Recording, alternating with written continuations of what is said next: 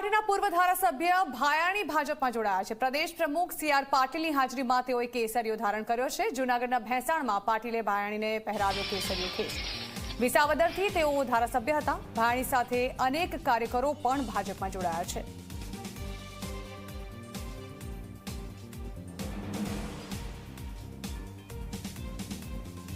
મોદી સાહેબ અને અમિતભાઈ શાહ સાહેબ આખા દેશમાં ફરીને જે રીતે વાતાવરણ નિર્માણ કરીને આ યોજનાઓનો લાભ લોકો સુધી પહોંચે એના સફળતાપૂર્વકના પ્રયત્ન કરી રહ્યા છે।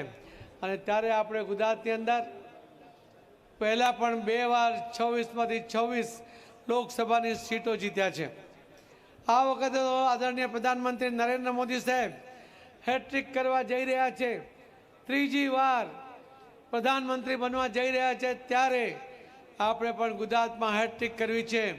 26માંથી 26 સીટ ત્રીજી વાર આપણે જીતવી છે।